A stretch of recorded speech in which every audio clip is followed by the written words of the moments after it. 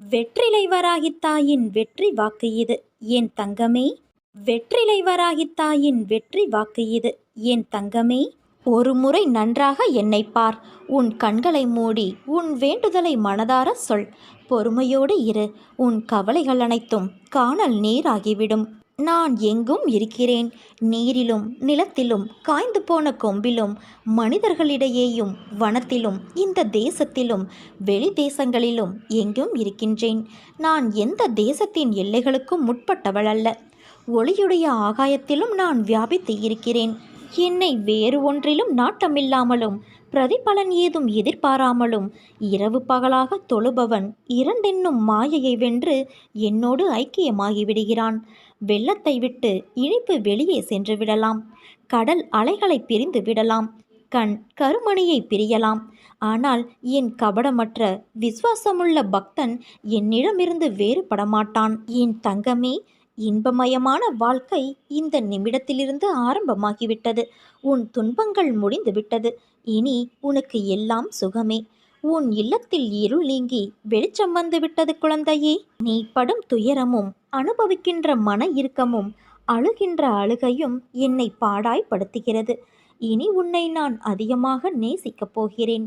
இதுவரை உனக்கு நடந்த கெடு பலன்களையெல்லாம் நான் மாற்றி அமைக்கப் போகிறேன். அவசரப்பட்டு செய்யும் செயல்கள் எதுவும் அந்த இலக்கினை சென்று சேர்வது இல்லை. நடந்ததையே நினைத்து கொண்டு இருக்காமல் நடக்கப் போவதை பற்றி யோசி. முயற்சி என்பது ஒரு விதை போல. அதை நினைத்து விதைத்து கொண்டே இருக்க வேண்டும். அதில் சில விதைகள் வளரும், சில விதைகள் மண்ணுக்கு உரமாகிவிடும். இதுதான் உலக நியதி. நடக்கும் விஷயங்கள் எதுவும் நம் கையில் இல்லை என்றாலும் நாம் விடாமுயற்சி செய்து கொண்டே இருந்தோம் என்றால் நாம் கண்டிப்பாக சரியான இலக்கினை அடைய முடியும். அதை அடைவதற்கு அவர்களுடைய கடமையை செய்வது மட்டுமே பிரதிபலன். ஆனால் வேறு எந்த விதமான பிரதிபலனையும் எதிர்பார்க்காமல் செய்யும் கடமை கடவுளை நெருங்குவதற்கான ஒரே வழி பொறுமையும் நம்பிக்கையும் மட்டுமே. இந்த இரண்டும் இருந்தது என்றால் நம் வாழ்க்கையில் எல்லா இன்பமும் நம்மை தேடி வரும். பிரச்சனையை பார்த்து பயந்து ஓடாதே. அந்த இறைவனின் மேல் பாரத்தை போடு. வரும் பிரச்சனைகள் எல்லாம் வந்த வழியிலேயே போய்விடும். என் தங்கமே, தருவதற்கு நானும் பெறுவதற்கு நீயும் தயாராக இருக்கின்றோம். உன் மனதை அடக்கு.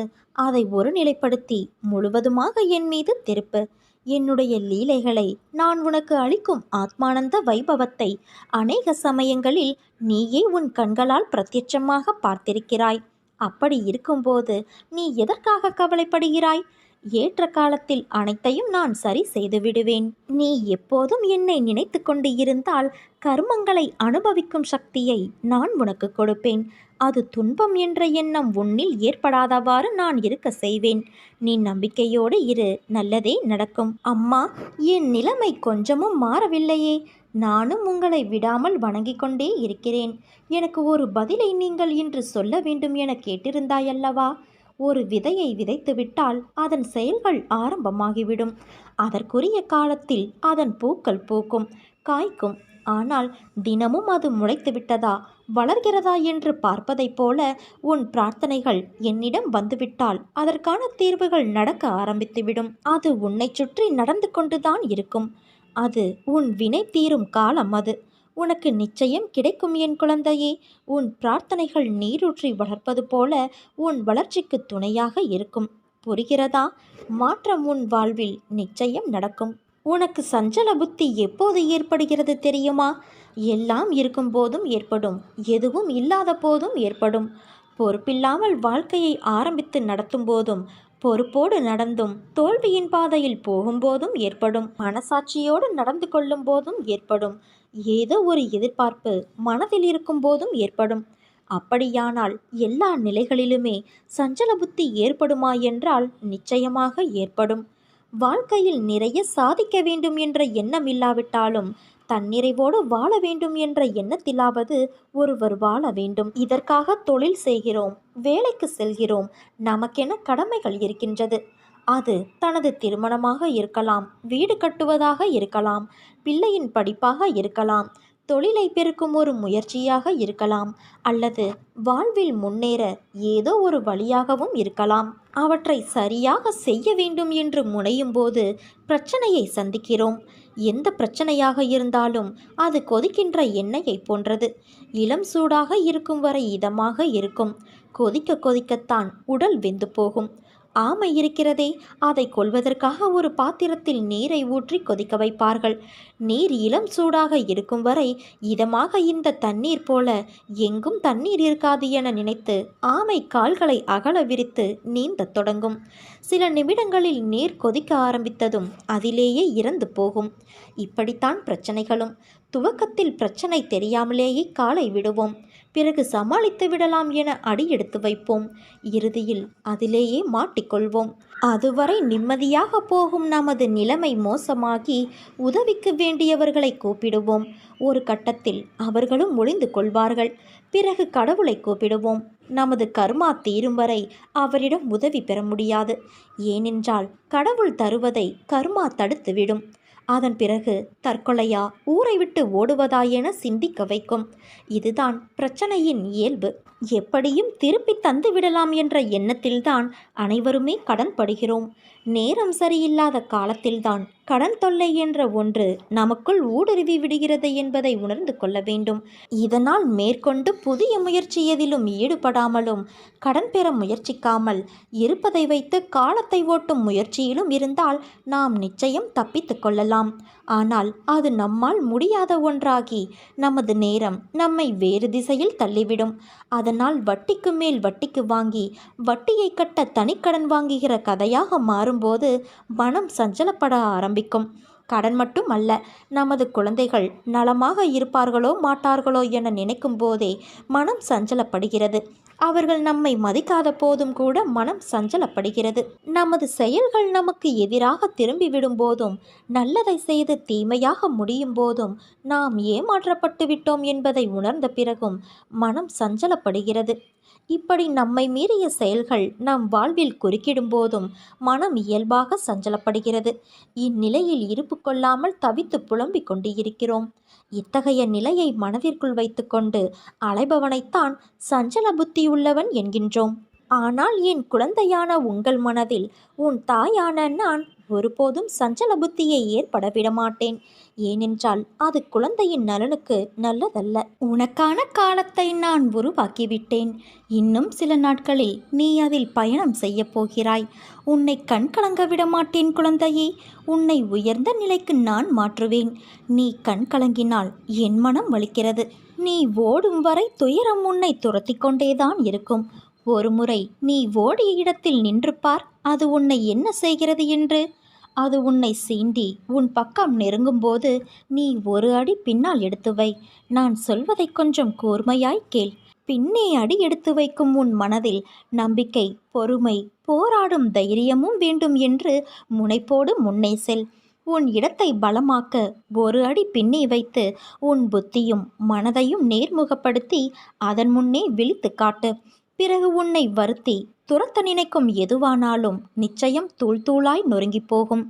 அழுகை என ஒன்றிற்கு பின்னால்தான் மன நிம்மதியின் உருவம் நம் மனதிற்கு உணர்ந்து தெரிய முடிகிறது. ஆனால் சந்தோஷத்திற்கு பின்னால் திருப்தி என்ற உணர்வு தோன்றுவது மிக கடினம். அதனால்தான் தோல்வியிலும் துன்பத்திலும் வெற்றி சந்தோஷத்தை விட மிக பெரியது என்று கூறுகிறேன். அந்த பக்குவம் உன்னில் வந்துவிட்டால் நீ வாழ்வில் ஜெயித்து கொண்டே இருப்பாய். அதனால் நீ எதற்கும் பயப்படாதே, கலங்காதே. உன்னில் நிச்சயம் வெற்றி என்ற தீபத்தை நான் ஏற்றுவேன். நீ எல்லா செல்வ வளங்களையும் பெற்று மகிழ்ச்சியான வாழ்வை பெறுவாய். நீ ஏன் ஒரு சிறு விஷயத்தை கூட பெரிய விஷயமாக பார்க்கிறாய்?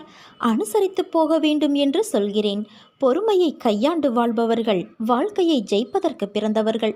ஒருவர் உன்னை எந்த வகையில் அலட்சியப்படுத்தினாலும் அதை நீ உன் மனதிற்குள் எடுத்துக்கொள்ளாதே. புறக்கணிப்பு என்ற இடத்தில்தான் உனக்கான சரித்திரம் உருவாகிறது. அந்த இடத்திலிருந்து தான் நீ விருட்சமாக வளரப்போகிறாய். நான் மட்டுமே அனுசரித்து போக வேண்டுமா என்று நினைக்காதே. நீ இப்படி நினைத்தால், இப்படியே இருந்தால் இறுதியில் சண்டையிலும் வாக்குவாதங்களிலும் தான் முடியும். அமைதியாயிருப்பது சிறந்தது. பல பிரச்சனைகளிலிருந்து உன்னை காக்கும் கவசமாய் அது விளங்கும். அமைதியாக உன்னை நீயே தியானித்துக்கொள். ஒரு அமைதியான பூங்காவனம் உன் மனதில் பூக்கும். நிம்மதி தென்றலாய் வீசும். மகிழ்ச்சி மலர்களின் வாசமாய் உன் முன் நறுமணம் தூவும். உன் கோபங்கள், ஆதங்கம், வருத்தங்கள், உன் எதிர்மறை எண்ணங்கள், கெட்ட எண்ணங்கள் என எல்லாம் அந்த அமைதி நிலை முன் மண்டியிட்டு குலைந்து போகும். அதனால் இப்போதுள்ள சூழலில் உன்னை காக்கும் கவசம் அமைதிதான். அதை நீ கடைப்பிடி. உன் வாழ்வு இனிமையாகும். வாக்குவாதங்கள் என்றைக்கும் எதற்கும் தீர்வு அல்ல குழந்தையே. அதை நீ ஒருபோதும் செய்யாதே. ஒருவர் உன்முன் செய்கின்ற செயல் உனக்கு பிடிக்கவில்லை என்றால் தன்மையாக சொல்லிப்பார். கேட்கவில்லை என்றால் அவர்களை விட்டு நகர்ந்து வந்துவிடு. அவர்களிடம் வாக்குவாதங்கள் செய்தால் உன் நிம்மதிதான் பறிபோகும். அதற்கு என்றைக்குமே இடம் கொடுக்காதே. நீ ஜெயமாக எல்லா செல்வ வளங்களையும் பெற்று சீரும் சிறப்புமாய் நல்ல பெயரோடு நிம்மதியான வாழ்க்கையை வாழத்தான் போகிறாய். நீ இன்னும் கொஞ்ச காலம் அனைத்தையும் சகித்து கொண்டு இரு. நான் நிச்சயமாக உன் வாழ்வில் ஒரு மாற்றத்தை உண்டாக்குவேன். உன்னை ஆசிர்வதித்து உன் கஷ்டங்கள் அனைத்தையும் தீர்க்க உன் வீட்டிற்கே நான் வருவேன். எப்போது எனது துயரங்கள் தீரப்போகிறது? இன்னும் எத்தனை காலம் காத்திருக்க வேண்டும் என்று உன் மனம் வாடுகிறது இல்லையா? இதோ நான் இங்கே இருக்கிறேன். உன் அருகில் இருக்கிறேன். நீ உறங்கும் போதும் ஓய்வெடுக்கும் போதும் உன் பணிகளை மேற்கொள்ளும் போதும் உனது கண்களின் எதிரே உனக்கு முன்பாக அமர்ந்து கொண்டு இருக்கிறேன். திரும்பும் திசையெல்லாம் நான் உன்னோடு இருக்கின்றேன். நீ காண்கின்ற ஒவ்வொரு ஜீவராசிகளின் வடிவிலும் நான் சூழ்ந்து இருக்கிறேன். ஏன், உன்னுள் இருக்கிறேன். நிழலாக உன்னை பின்தொடர்ந்து கொண்டே இருக்கிறேன். என்னுடைய குரல் உன் செவிகளில் கேட்கப் போகிறது. ஆம் என் செல்ல குழந்தையே, என் அற்புதமான குரல் உனது செவிகளில் கேட்கப் போகிறது. அப்போது நான் உன்னோடு இருப்பதை நீ உணர்ந்து கொள்வாய். எனது குரல் மீண்டும் கேட்கும் தருணத்தில் என்னை முழுவதுமாக நீ புரிந்து கொள்வாய். நான் இருக்கும்போது நீ எதற்காக பயந்து ஓடுகிறாய்? எனது பார்வைக்கு மிஞ்சிய சக்தி இங்கு எதுவும் இல்லை. நான் உன் நிழலாக இருக்கும்போது எதை கண்டும் நீ கலங்கக்கூடாது. உன் வாழ்க்கையில் எது நடந்ததோ அவை அத்தனையும் நடந்து முடிந்துவிட்டது. இனி எதுவும் உன்னை துன்புறுத்தப் போவது இல்லை. வாழ்க்கையில் மிக வேகமாக வளர்ந்து நீ வாழத்தான் போகிறாய். அனைவரும் வியக்கும் வண்ணம் நீ உயரத்தான் போகிறாய். தேவையில்லாமல் மனதில் கற்பனையை வளர்த்து கொள்ளாதே. என்னை மீறி எதுவும் நடைபெறாது. ஆம், என் குரல் உன் செவிகளில் கேட்கப் போகிறது. உனக்கு வேண்டியதையெல்லாம் நான் வழங்கப் போகிறேன். நீ காத்திரு. எனது அன்பு செல்வமே, உன்னோடு நான் இருக்கிறேன். நிழலாக நான் எப்போதும் இருப்பேன். நீ செல்லும் இடமெல்லாம் நான் இருப்பேன். நீ வாழ்வில் வெற்றி பெற இரு பெரும் ஆயுதங்கள் தேவை. அது ஒன்று நம்பிக்கை, இன்னொன்று பொறுமை. இந்த இரண்டும் உன்னிடம் இருந்தால் உன்னை வெல்ல இந்த உலகத்தில் யாராலும் முடியாது. உன் மனம் தடுமாறும். முன்னே செல்ல 4 படிகள் ஏறினால் பின்னே இழுக்க உன் எண்ணங்கள் உன்னை குழப்பும். மனதை ஒருமுகப்படுத்து. உன் சிந்தனை கொஞ்சம் கொஞ்சமாக சீராகும். உன் எண்ணங்கள் புதுமையடையும். உன் வாழ்வில் மெல்ல மெல்ல சூரியனின் வெளிச்சம் உதயமாகும். உனக்கான நிம்மதி, சந்தோஷமெல்லாம் பிறக்கப் போகிறது.